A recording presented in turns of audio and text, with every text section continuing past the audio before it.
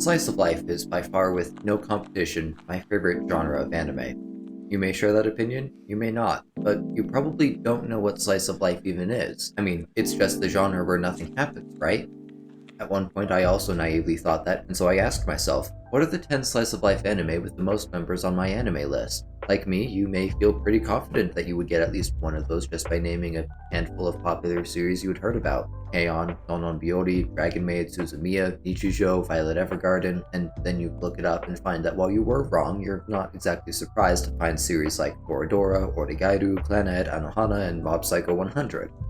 Wait, what is Mob Psycho 100 doing here? Even look at the highest rated series, Giant Fruits Basket, March Comes in Like a Lion, Clannad, and once more, Mob Psycho 100. If you had asked a younger me out of the blue what the genres of Mob Psycho were, I might say shonen, action, comedy, fantasy, or perhaps supernatural, but never slice of life. I mean, as I think about it, it doesn't seem impossible, but it also raises more questions.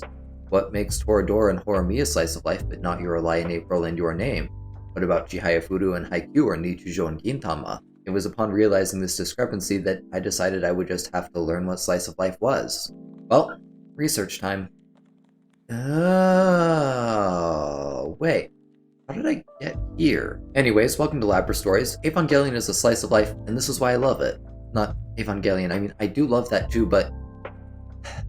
never mind. This is why I love slice of life. So, what is slice of life? Well, it's a genre, but an anime genre can describe a plethora of the show's aspects. Most commonly, the genre is a description of plot, for example, comedy being a sequence of events leading up to a punchline, romance a sequence of events leading up to at least a pair of characters getting hitched, and adventure being a sequence of events detailing some sort of grand adventure. There are a few that describe the setting like historical, sci-fi, or fantasy, and then there's those also for the target audience, shonen, shoujo, seinen, and then there's slice of life, which describes the plot. Maybe. You see, the structure of stories is composed of three main elements: the setting, the characters, and the plot. Obviously, the characters are the characters as they apply to their appropriate archetypal roles, like the main character, the antagonist, villain, and background CGI filler. The setting is the place in which the story takes place, including the land, scenery, local governing powers, culture, and magic/technologies. And then there's the plot, which doesn't exist. Please don't leave, I know what I'm doing here. The plot, rather than being something that just exists on its own, is more like a byproduct of the other two elements. While the genre did redefine the direction where the story would be going, it still needs to make sure it maintains the proper balance between the setting and the characters in order to fit said genre. For example, a comedy or romance leans further towards the characters' interactions with each other, while an adventure is based heavily on exploring the setting. There are some extreme cases where the story decides to ignore that the other side of the scale even exists, and such cases belong to the genre of bad, for example trash isekai. And then there's slice of life, which goes here, or maybe here. Both? It's hard to say. Slice of life definitely isn't known for having a lot of plot, which makes it hard to pin on this scale. You could have a guy just watching his laundry dry be a compelling setting-driven slice of life, but you could also just have two characters talking about their favorite style of shirt. In fact, this genre seems so unrelated to describing the plot that it may be the only genre that describes the characters. There are, of course, other genres that describe the characters, like bad girl comics or harem, but slice of life is not one of them. Slice of life still describes the plot, but in order to do that I need to talk about conflict. Western education has a lot of problems, but the one I'm addressing today is its standing on conflict. If you take a writing class for literature, film, or other media, there's always a massive emphasis on conflict. The story must have conflict, and if it doesn't, then it's not a story, because conflict gives tension, conflict gives direction, conflict gives flavor, and this isn't true. I learned that slice of life is more than just cute girls doing cute things, it's more than characters doing absolutely nothing, it's more than a label that you slap onto something to say that the show is moe. And I learned this because I learned about something called Kisho tenketsu.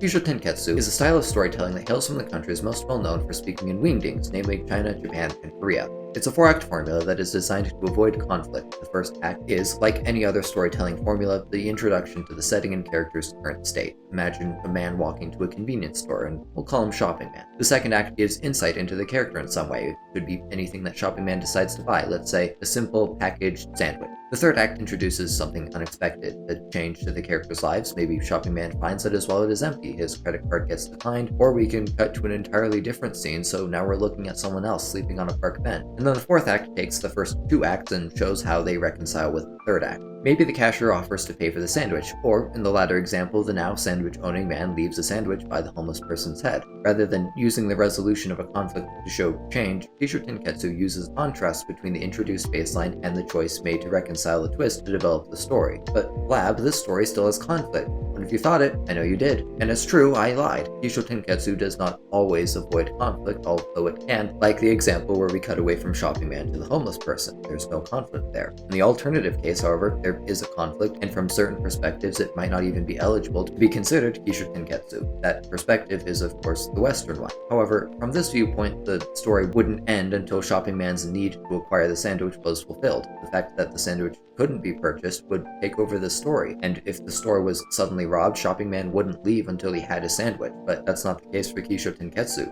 Shopping Man is free to just not buy the sandwich with little impact on the overall story. He leaves empty-handed, sees a homeless man, and feels empathetic for him, so the next day Shopping Man buys 2 sandwiches and waits at the park bench to talk with the homeless person. With this, the story has been progressed while focusing on the character rather than on a sandwich, and by taking Kisho tenketsu into account, it's much easier to understand what makes Mob Psycho 100 a slice of life. There is, of course, a conflict with Secret Society Claw, but they don't come into the picture until episode 9. The series isn't about defeating Claw, it's about Mob, and it takes its time setting him up using Kisho tenketsu. You can tell that it does this just by looking at the episode thumbnails? Yeah, that's what they're called. Episode 1 through 6 largely focus on Mob and Reagan, and then episodes 7 and 8 switch to his brother Ritsu, and then to Claw for the final 4 episodes. Not that Claw is actually shown in the thumbnails, but whatever. The show introduces Mob, develops who he is by discussing how he met Reagan-sensei and the influence he has had on Mob, then it switches to a different track to discuss Ritsu's sudden development and how that affects him. Then, Claw, another representative of Ritsu's journey, is thrown full force at Mob so that he can reconcile what he wishes to accomplish with his power. In any case, I'm purposefully not going into a whole lot of details here for those that haven't seen Mob Psycho 100. Go watch it. But following this formula alone doesn't make Mob Psycho a slice of life. Nier Automata follows this structure via its 4 playthroughs, but it definitely isn't slice of life. Mob Psycho 100 is slice of life because it's about Mob's life. That sounds stupid. It's about Mob analyzing his life. It's a deep introspective analysis of what makes Mob tick and how he should be Mob. It's not about Superman beating up Lex Luthor or Kaiji trying to game the system or some big conflict that warps everything around it. People don't say that Slice of Life lacks plot because it doesn't have plot. It's because Slice of Life isn't meant to be about the plot. It's about the characters. Crap, this was supposed to show how Slice of Life described the story's plot. Okay, let's look at the adventure genre. Adventure is about the journey. It needs the character to go on that journey, but the story isn't about that character. It's about the journey, the places the character goes, the things they do, and often how those places change afterwards. That's right, I'm talking about One Piece. This might make some of you angry, but One Piece isn't about Luffy or the Straw Hats. It's about the journey to find the One Piece, and it's always been about where the Straw Hats are going next, why they care about where they're going, and why you cried over the Going Merry. Adventure is about the setting, and its characters interacting with that setting constitute the plot. On the other hand, Slice of Life does the opposite. It's about the characters, and the setting interacting with those characters constructs the plot. Which makes the plot hard to see because it's not every day you see a rock interacting with your average Joe. Or ever. Well, if you look at Laid Back Camp, you can see cute girls camping on the ground. Look at that rock, it's interacting with the characters. Now look at that tree, the tent, the cooking cup noodles, they're all interacting with the characters. It was there all along. The setting has always been interacting with the characters, and that place is Slice of Life right here. What? That wasn't clear enough? Okay, fine. I'll explain it again. It's pretty simple. All you need to do is understand Evangelion, or at least this very short section of it. Here we have Shinji, just Shinji. Nothing else exists, and as such, no story can take place. Now we have a line, which represents the ground, and so we have a setting which interacts with Shinji by allowing him to walk on it. Now we have a story that can take place where Shinji walks on the line, and that might sound boring, but let me inform you that the road exists. Wait, I'm talking to a bunch of weebs, nobody's gonna understand that literature reference. In any case, the setting establishes the baseline for what is possible, and then the characters do what they please. Unless it's a trash isekai where free choice doesn't exist, and the main character does nothing more than just look like Kirito. So, we have Kisho tenketsu and the interaction between the setting and characters define the plot of a slice of life, but does that define the genre? The short answer is yes, but actually no. In reality, these are more just tools to determine if an anime is slice of life. Usually, growth, insight, and progression occurs upon the resolution of a conflict. Protagonist wants something, the antagonist gets in their way, causing conflict, the protagonist defeats them, and because of that, they change in some way. But slice of life handles this differently. For demonstration, let me talk about why some previously mentioned anime are not slice of life, starting with Your Lie in April. Arima Kosei does a lot of introspection and growth, but this growth is intrinsically linked to his relationship with music. Additionally, the anime does not put focus on how he lives, but rather on how he approaches music. He gets the character arc, but that alone isn't enough to make it slice of life. It gets pretty close, but because its progression is always linked to the conflict, it misses the mark. The same concept essentially holds true for Your Name and Gintama. The conflict of the story takes over Your Name, abandoning the protagonist's lives once they're established. For Gintama, the characters that grow are more often than not the current episode's extra that is asking odd jobs for help, and when Gintogi and the others do get a look at their own lives, it's always directly related to the current going-ons. There are a handful of episodes where they sit down to eat crab, completely devoid of all of their interaction, but a couple standalone episodes won't define a genre, much in the same way that filler doesn't define Naruto. And then there's Haikyuu, which I haven't seen, so I'm just going to assume that I'm right, although I don't think it takes a lot of stretching to guess what I would say if I had. The overwhelming majority of elements in these stories hinge on the driving conflict and get resolved along with it, but for slice of life that isn't necessary. Mob doesn't have to fight Law, Chihaya's relationship doesn't hinge on her playing Karuta, and Mio's friendship doesn't hinge on her ability to make punchlines or get clotheslines. Hi, this is Stories. What Lab has just said is false, or maybe incorrect. Not sure if there's a difference between those. While the analysis of these series is accurate, the premise and conclusion of the argument are misleading, and as such I need to step in for clarification.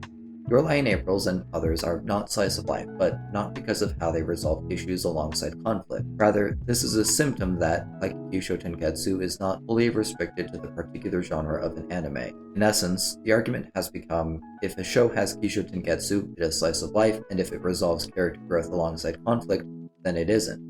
This is logically fallacious. Proof so, look at Weathering With You, the sequel in law to Your Name, which is a slice of life that follows a standard Western 3-act formula and resolves the character arcs alongside the movie's conflict. Therefore, Kisho tenketsu and the character conflict dilemma are not signs of something being slice of life, but merely story elements common to the genre. Correlation is not causation, and as such, what makes something slice of life has yet to be addressed. But then how does slice of life define itself? Well, it does so just like any other genre that defines plot, doing exactly what it says and showing a slice of life. Wow, that doesn't make any sense. Why is this so hard? Slice of life focuses on mundanity, the daily, simple lives of a few characters. Any story technically has these elements, but slice of life puts a special emphasis on them rather than just assuming that they're going on in the background. It's the line between how Sanji just happens to be a chef and how slice of life anime has entire episodes dedicated to baking chocolate. Slice of life doesn't need to focus on a megalomaniac trying to destroy the world because it can use the blue curtains to develop its characters. When somebody asks you to think about a great story, you think about the things that catch your attention. Tournament arc in Yu Yu Hakusho, the blazing colors and choreography of Ufotable. Ufotable? How is the studio pronounced? Or the heartwarming Doki Doki when the best girl wins. You think of the idealized and amazing, and then there's slice of life. It's no coincidence that the most popular explanation given when asked, what is slice of life, is a story where nothing really happens. There isn't something spectacular that immediately comes to mind, because at the root of it all, the genre is focused on the normal world. It doesn't want to get some message across by creating an interesting world or having a hero that saves it. It just wants to have a normal person just like you doing something just like you. That is what slice of life is really all about, and at the end of the day, it's also one of the genre's greatest strengths. If there's something I can say here that I think people that only clicked on this video to clown on me for liking slice of life and are still here despite my extensive discussion of what slice of life even is, crap, the sentence was so long I forgot what I was trying to say. Right. Something I think everyone can agree on is that good characters are boss. If an anime took place in my neighbor's apartment detailing the chronicles of how their son became the richest crypto bro, but they also happen to be the absolute state of a Sigma male, I would watch. No, I wouldn't watch that. Let me try again. I would watch, and have paid to watch, an anime about 4 girls trying to figure out how to correctly eat hand food, which sounds mid on paper, but in reality is one of the best shows on Funimation. Lucky Star. Why did I watch it? Because the characters are great. They're What was that? Oh, the haters are gone. Good. March Comes On Like a Lion is one of the best slice of life anime, and it will remain that way for forever. Rei Kiriyama is just some loser that doesn't know what family is, and all he has going for him is that he's really good at some sport that nobody outside of Japan has really ever heard about. But it's an introspective masterpiece. I said the same exact thing about Mob Psycho. Every episode that introduces a new character, I wonder how long it will take for them to be shafted back to the background where they came from just for this chubby kid to become one of the best supports I've ever seen. Even the characters that do fade away eventually still represent a perspective that differs from Kiriyama's and that adds great value to his story. Kiriyama's sister is a turd, but I like her character because it's done so well. Slice of Life naturally fosters an environment where strong characters thrive. Every character has something bigger going on for them than just being the main character. Not everyone is going on about how they need to stop the world because some alien technology found its way to the White House. And even if they were, it can still be a slice of life. For example, the disastrous life of Psyche K. The world could end at any moment, but Psyche goes about trying to live as normal a life as possible regardless. Beyond the Boundary, the world could end at any moment, but they decide to dance today. Nichijou, the world could end at any moment, but we're gonna make an erotic teen fanfic. Point is, Slice of Life can easily take the back seat and doesn't have to be devoid of plot, and more often than not, it isn't. It's especially prone to being paired with romance and comedy, but again, Mob Psycho 100 exists, Mushishi exists, Chihaya exists, Beastars exists, and all of these anime are marvelous. I love Slice of Life not because I can see cute girls drinking tea or to fill some void in my soul. I mean, I do that too, but more so I watch Slice of Life to see amazing characters and mundane places. The grocery store arc did hit differently because the lasagna was spicy and the cantaloupe is hilarious.